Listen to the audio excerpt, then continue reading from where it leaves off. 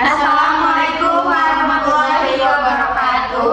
Kami dari kelompok 2 yang beranggotakan saya Sela Iwandira, saya Mutiara Beki, saya Denis Amelia, saya Misha Zulfiani. Kami di sini akan mempresentasikan hasil diskusi kami mengenai hikayat Bayan Budiman. Di sini kami akan membahas mengenai unsur intrinsik yang mencakup tokoh, penokohan, latar, alur, dan amanan. Yang pertama ada tokoh, yaitu Bayan. Bayan itu adalah burung bijaksana, pandai bercerita, setia nasihatnya. Yang kedua ada Koja Maimun, saudagar yang baik hati, penyayang hewan, dan sabar. Yang ketiga ada istri Koja, cantik, setia, awalnya ragu tapi teguh. Tokoh pendukung frame utama, yaitu ada putra mahkota, serakah, tamak, agresif. Tokoh antagonis utama yang merayu istri dari Koja. Selanjutnya ada Mainang, pembantu licik putra mahkota, perantara godaan dan manipulatif. Selanjutnya orang tua penjual burung, pedagang pasar Yaman yang menangkap Bayan sederhana dan pekerja keras. Terus ada istri orang tua penjual burung, pendamping suami ikut berjualan burung. Anak orang tua penjual burung, anak muda polos yang membantu orang tua untuk berburu. Dan terakhir ada Raja Bayan, kawan burung Bayan bijaksana, raja sesama burung. Tokoh cerita sisipan satunya burung cemperling yang tak tahu terima kasih. Tokohnya anak raja, dayang-dayang, dan burung cemperling. Yang kedua cerita sisipan 2, perempuan yang berbuat zina. Tokohnya perempuan zina, malaikat, Tuhan dan suami perempuan zina. Cerita sisipan 3, istri Salihah. Tokohnya Bibi Sabaria, Koja Iskandaria, Raja Tuan Putri Ratna Dewi. Cerita sisipan 4, istri Durhaka. Tokohnya laki-laki muda, istri Nakoda, Syabandar dan Hakim. Cerita sisipan 5, saudara menteri yang berkhianat. Tokohnya Raja, Menteri Kiasi, Ratu Komaria. Masuk ke penokohan utama burung Bayan. Langsung digambarkan sebagai burung baik hati, suka menasehati, pandai bercerita, tak langsung terlihat saat bercerita, 3 hari 3 malam tanpa lelah untuk selamatkan istri Koja dari godaan, menunjukkan kesabaran dan kebijaksanaan yang luar biasa. Tokoh dari Koja Maimun langsung disebut penyayang hewan, sabar, hidup sederhana, tak langsung lewat tindakan beli dan pelihara Bayan dengan penuh kasih, serta kesetiaan pada istri meski pergi jauh berdagang jauh. Yang selanjutnya ada tokoh istri Koja, langsung cantik tapi lemah iman awalnya, berkembang tak langsung melalui pergulatan batin, ragu hadapi rayuan putra mahkota tapi teguh setia setelah nasihat Bayan, jadi simbol istri Salihah.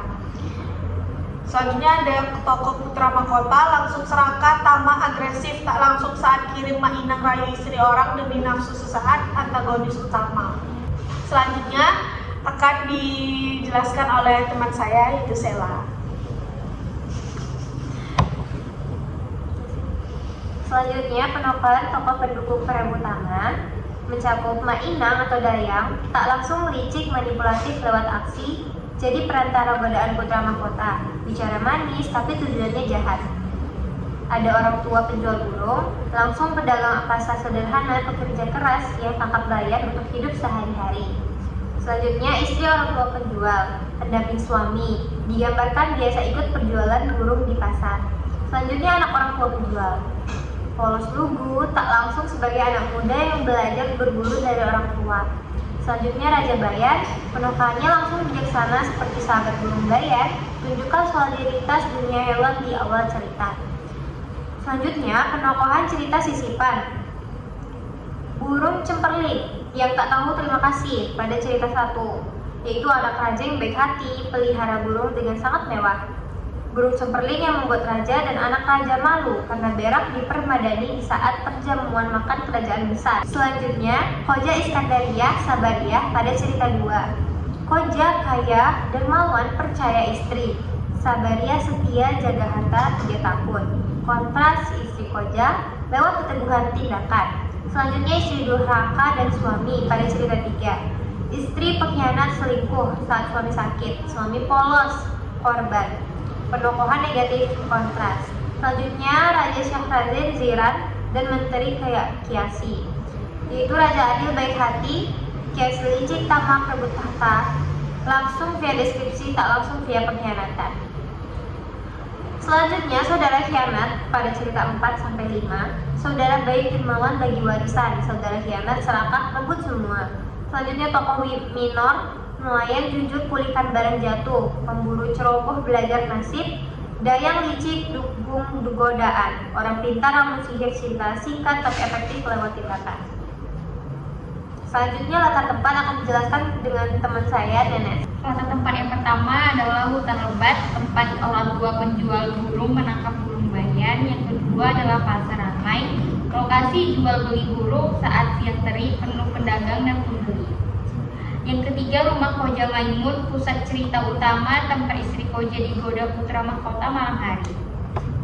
Yang keempat, istana megah putra mahkota, markas antagonis dengan daya licik Mainang. Yang kelima, pelabuhan Koja, berangkat berdagang naik kapal selama 10 hari. Yang keenam, kapal laut Koja, perjalanan dagang berbahaya di laut lepas. Yang ketujuh, istana raja Hindustan, latar cerita sisipan tentang kerajaan Adil. Selanjutnya, kota Babil, pusat perdagangan dan pengkhianatan dalam kisah saudagar.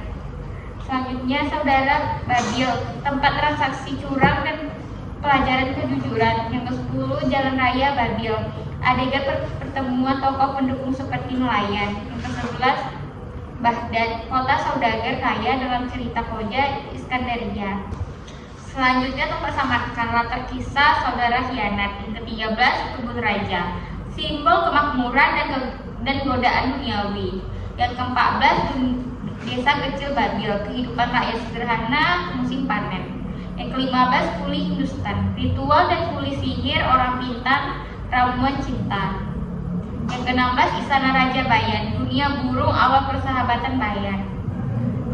Dan selanjutnya, latar waktu yang pertama pagi buta, penangkapan Bayan di hutan. Yang kedua, siang terik, berdagang di pasar Yaman. Yang ketiga, malam gelap panjang, Bayan bercerita 3 hari 3 malam. Yang keempat, 10 hari, perjalanan kapal Koja. Yang kelima, 3 tahun, kisah saudagar lama berdagang. Yang keenam, musim hujan, banjir sungai nelayan. Yang ketujuh, musim panen, ladang penuh berkah. Yang kedelapan, suatu ketika atau pada masa kerajaan, waktu masih mitologis. Selanjutnya adalah latar suasana. Yang pertama, sedih pilu, pengkhianatan dan kematian. Yang kedua, gembira riang, pernikahan kembalinya Koja. Yang ketiga, cemas gelisah, godaan putra mahkota. Dan terakhir adalah sukacita, kemenangan kesetiaan Bayan. Selanjutnya, alur yang akan dibacakan oleh teman saya, Gisha. Alur, ciri utama alur. Yang pertama, jenis alur maju, cerita utama linear dari penangkapan Bayan hingga Koja pulang. Mundur, flashback melalui 5 cerita sisipan Bayan. Maju lagi, kembali ke frame utama menuju resolusi. Struktur klasik, penyusunan, pameran konflik, naik ketegangan, klimaks, penurunan resolusi.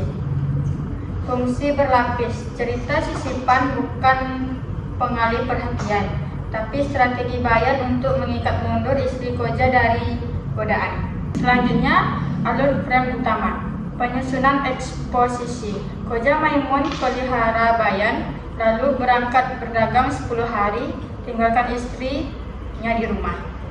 Konflik awal, putra mahkota tergila-gila, kirim Mainang rayu istri Koja dengan ramuan cinta. Klimaks, Bayan bercerita 3 hari 3 malam tanpa henti, 5 kisah sisipan guncang hati istri Koja. Selanjutnya, 7 cerita sisipan, inti klimaks. Setiap cerita punya alur mini lengkap. Yang pertama, anak raja dan burung cemperling, burung yang tidak tahu berterima kasih. Cerita sisipan, inti klimaks. Setiap cerita punya alur mini lengkap. Anak raja dan burung cemperling, burung yang tidak tahu berterima kasih. Koja Iskandaria dan Sabadia, istri setia jaga harta 3 tahun. Yang ketiga, istri durhaka, selingkuh saat suami sakit. Yang keempat, Raja Syahrazin Ziran dikhianati Menteri Kiasitama. cerita penutup penegasan kesetiaan absolut. Selanjutnya resolusi frame utama.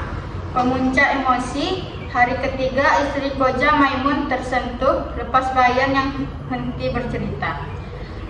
Resolusi Koja pulang selamat, istri insaf setelah dengar cerita Bayan, putra mahkota kalah. Penutup, keluarga bahagia, amanat kesetiaan menang. Selanjutnya akan dilanjutkan oleh teman saya Sela. Selanjutnya, amanat cerita.